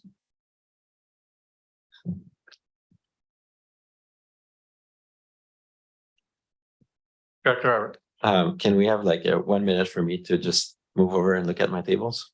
That's not included in the staff report, so is that okay if I look at whatever? Have a quick pause.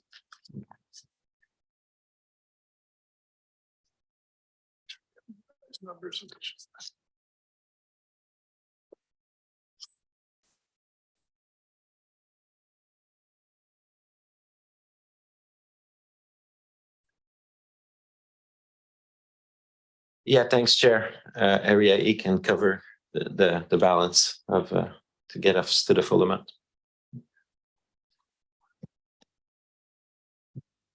So if we're doing math, We have area A has 3,000, area B has 7, and area C has 5,000 is what's committed from the rural community grants funds at this time, which your recommendation can reflect. So we hit it? That's the 14 or the 15? I can. all in favor? Carry. And early release, correct? Early release of funds? Yeah, we can release them right away because we usually hold till August due to finance It process. still has to go to the board tomorrow, correct? I don't. Yes. Does it now? Does Jake? No, Oh, sorry. Yes. Sorry. There's a. we don't know yet. Authority. This is new. Otherwise, we'll bring it tomorrow. Thank you.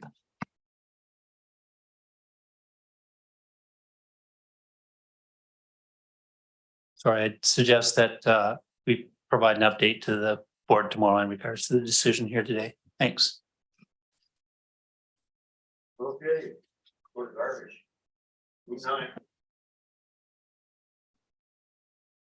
Thanks. And Vivian Shaw, our Senior Manager of Strathcona Waste Management Services, will introduce this report.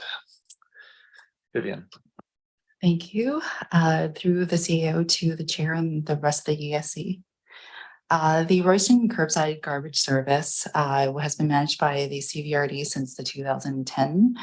Intera has been the successfully won the contract through a competitive procurement process and has been the contractor since 2012, providing manual collection service for weekly garbage and bi-weekly recycling. The cost of the service has remained unchanged for the last decade at $115.80 per household. And this current contract with Intera is set to expire at the end of this year with an option for a very short extension. So staff is proposing that we exercise this 2-month extension to February 29th of 2024, which is permitted within the contract to allow for time to for staff to conduct an informed campaign regarding potentially enhanced service levels. The proposed informed campaign is really twofold. The first one being to gather feedback from Royston residents on the service offerings, specifically the inclusion of organics. As you know, the CVRD now operates a regional organics facility up in Campbell River. And with the focus to remove organics from the waste stream and to reduce greenhouse gas emissions, it would be prudent for the CVRD to explore expanding the service offerings to include organics for Royston residents. There has been interest in yard waste collection during previous consultations, but the inclusion of food waste is a new one that hasn't yet been consulted on. With the recent campaign for the new organics facility for the member municipalities, there were many Royston residents that have also voiced their interest in that service within their collection as well. The second point for this campaign is really around the transition from the current manual collection service to automated service. As you know, the city of Courtenay and the town of Comox are transitioning from the current manual collection to a fully automated service starting on January 1st, 2024. Again, with Intera being the successful proponent for this new service. Generally speaking, the industry is moving towards automated service to reduce workplace injuries and also to maintain their workforce. So in light of the proposed water systems and community sewer changes, staff is really looking to recommend maintaining a status quo for the current curbside contract for 2024 with a bit of a phased transition approach to automated service with organics to allow, and this extension will be prudent to be able to allow time to assess that financial impact across the water service, the sewer wastewater service, and the solid waste services together. The outcome of this informed campaign will help inform the procurement process when we solicit new curbside contracts in spring of 2024. And there's also potentially an opportunity to collaborate with our with the Village of Cumberland on this upcoming procurement to be able to increase possibly this with the scale of economy. The current cost for the weekly garbage and bi-weekly recycling, bi-weekly unlimited recycling right now has remained unchanged over the past 10 years at $115.80 per household. We've been able to maintain the cost at this price despite the contract escalations through surpluses, specifically through the Recycle BC rebate. But in order to keep up with the costs of the service, we do need to increase it from the $115.80 per household to $152 for 2024 until we secure this new contract to maintain the service extension and until the new service is procured. This proposed change is in alignment with the CVRD's strategic priorities. The automated service is expected to improve waste diversion rates, which is in line with the climate crisis and environmental protection. As well, the inclusion of organics at the curb is aimed to reduce the need for burning of yard waste in alignment with the air quality strategies as well. And then also potentially working with Cumberland presents an opportunity to lower costs through the economies of scale. And to that end, this staff is recommending 2 recommendations in this report. The first one being an amendment to Schedule A of Bylaw 119 to reflect the costing within the schedule, as well as to conduct an informed campaign for the fall of 2023 regarding the enhancement of the services. Thank you. Okay, Carver, you had some question? Yeah, thanks, Chair. Questions and comments. The Royston garbage and recycling service is awesome. It's so great, and people have a lot of positive feedback about it. And in regards to the options, there's a part of me that feels that we could just go to procurement now, but I think you make a good case for the other 2. One is, I think, going to the public will build up awareness that this might be coming down the pipe. And when we go to the public, sometimes committee members may have suggestions for improvement or something like that. So I think there's value in going to the public. There's also a lot of value in going to Cumberland, I guess, for a future contract and possible collaboration. But so I will definitely favor option 1 on those 2 things. However, there's 2 additional things that I'm not having. The CSWM board is so big that it's nice to see you at this table, at our smaller table, because sometimes it's harder for me to push more specific interests at the broader table. But one that I'm planning to bring up to CSWM is obviously what we're doing with the RNG and the flaring. And I still have that dream, as I did 4 years ago, to abandon Fortis and put in our own station and run our garbage and recycling truck on RNG. I think that would be amazing. And clearly the amount of time it's taking us to get anything going with Fortis really shows that perhaps this was not the best path to pursue back then.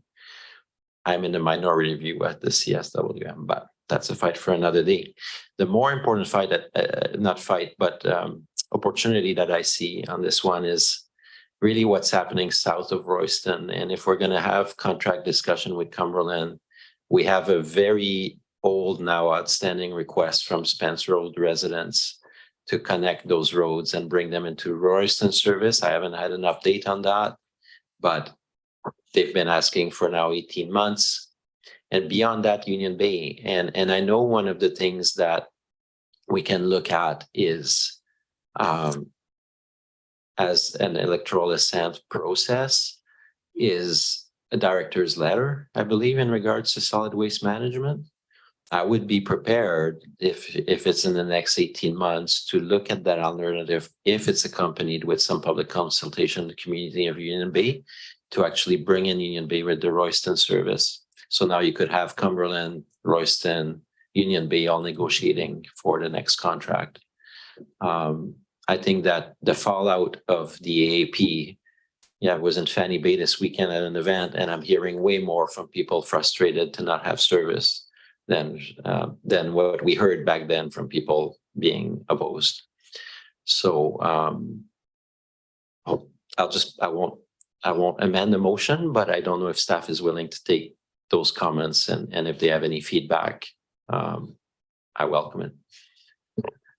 Yeah, thank you so much for that comment. It is, we did consider that as part of this report. There has been, as you noted, interest from the Spences Road community. And as part of this contract, we can include provisions in there for additional households, as well as the consideration for the new Union Bay development, which has upwards of 3,000 homes. So those aren't within the contract itself. It permits additions up to a certain amount before you have to renegotiate. So with this new contract, we have the ability to put that provision, the bigger expansion in mind. So we can negotiate that right into the clauses within this contract here.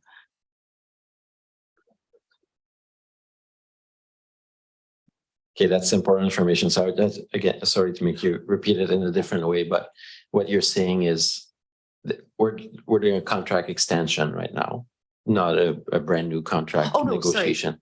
For this contract that we have right now, we're doing just a very short extension to permit us the time to do the info to spring of next year. And then for this new contract that we're doing, we'll be able to put in a clause in there for if and when Union Bay comes online, the inclusion of potentially a service expansion, a boundary expansion. Gotcha. And what about, I guess, Mike, I'm glad we're having this discussion because my comments were about existing Union Bay homes. Could that be part, or that would require a whole different approach? We will have to work with legislative services. And to your point about a director's letter, I think that is permitted within the LGA. I might be speaking out of turn. I believe there is a clause in there that can provide that, but I think through this informed campaign, we'll be able to provide you more concrete numbers to substantiate those people that are wanting to jump in on the service. That's great. So I would love when you come back with an update after doing the community consultation, if some of those options were presented. Yeah. Thank you very much. Great, agreed. Thank you very much. My question revolves around automation. Are we looking at standardized bins and automated trucks, stuff like that, like say Cowichan Valley have? Yeah, so with the city of Courtenay and town of Comox, they're going to be transitioning from the manual curbside service as you know it now to the automated services with the new carts. They're actually being delivered. They started delivery, I think, last week. So the community, the general industry is moving towards automated service. There's just a lot in terms of workers' compensation costs, just the ability to maintain labor. It is proving to be increasingly challenging. So generally speaking, the industry is moving towards the cart system. So when we go to procurement, we are looking to do a bit of a phased approach so that we can build up the reserves so that we can eventually transition to this new service in anticipation that that is, again, generally what most of these companies have indicated that they're moving towards.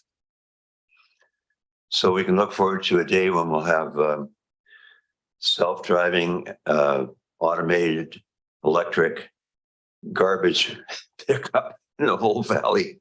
I would just like to say though, for anybody that's tuning in on Cyberland out there that, you know, we talking about $152 a year, folks.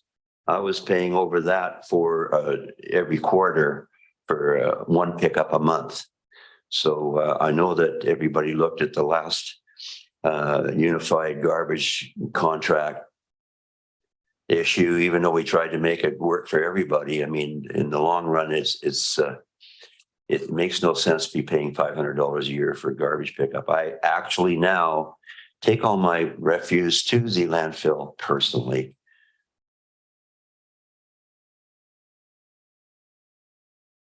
Any other questions or comments? And we're on vote on receipt of the report. All in favor? Carry. Someone like to move on the recommendations? All in favor? Carry.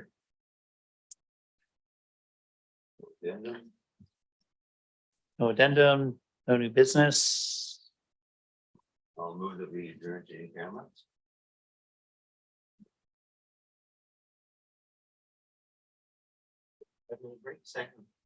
Second, but yeah, we'll move into in camera, but we'll also have about a 5 or 7 minute